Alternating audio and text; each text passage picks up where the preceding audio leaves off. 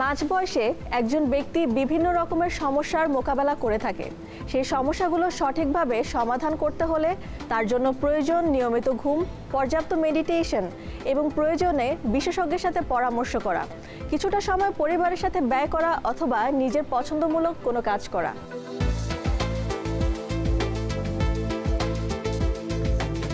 আমাদের সমাজে নারীদের মধ্যে একটা প্রবণতা আছে, যতই অসুখ বিসুখ থাকুক না কেন আমরা হয়তো ডক্টরের কাছে যেতে চাই না বা নিজেকে এই জিনিসটা একনলেজই করতে পারি না।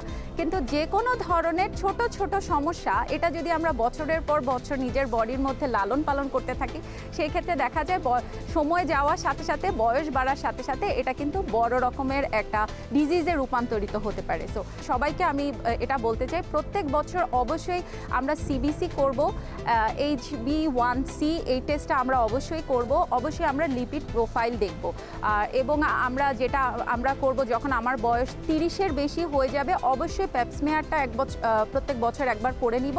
ব্রেস্ট স্ক্যানিংটা আমরা করে নিতে পারি। যখনই আমার বয়স 40-এর বেশি, অবশ্যই ইসিজি, ইকো, দ্যাট মিনস আমার হার্ট হেলথের কী অবস্থা, লিপিড প্রোফাইলটা রেগুলার চেক করা, এর পাশাপাশি যে আমাদের লিভারের কন্ডিশন কী, কিডনির কন্ডিশন কী, এই জিনিসগুলো দেখা।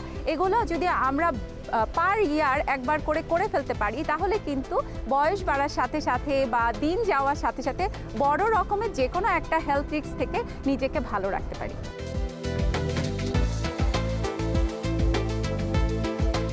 যখনই আমার কাছে আমার কোনো ক্লায়েন্ট আমার প্রফেশনাল সার্ভিসের জন্য আসে, তখনই কিন্তু আমরা প্রথমে তার দেখে নিয়ে 1 বছরের মধ্যে তার কতগুলো ফুল বডি কোনো টেস্ট আছে কিনা।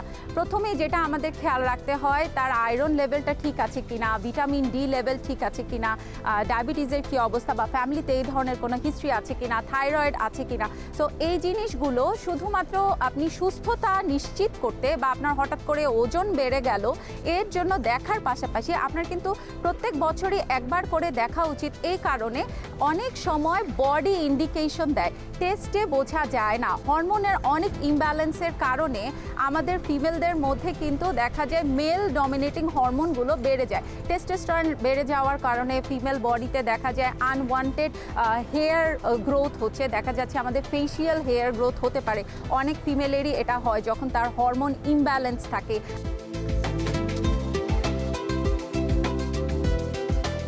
প্রত্যেক বছর আমরা আমাদের হরমোন প্রোফাইলটা একবার দেখে নিতে পারি, টেস্টগুলো করে ফেলতে পারি, আমাদের THH টেস্টটা করতে পারি, আমাদের ডি লেভেলের কী অবস্থা।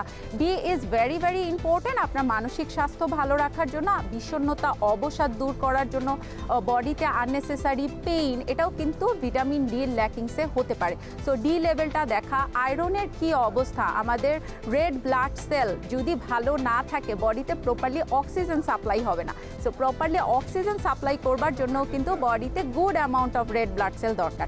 আমাদের বডিতে গুড কোলেস্টেরল দরকার, দ্যাট মিনস HDL এর পরিমাণ বেশি থাকা দরকার, কম থাকবে LDL। সো আমরা আমাদের লিপিড প্রোফাইল যদি আমরা দেখি, তাহলে কিন্তু আমরা আমাদের বডির কোলেস্টেরল লেভেলটাও দেখে ফেলতে পারবো, HDL LDL এর লেভেলটাও দেখে ফেলতে পারবো।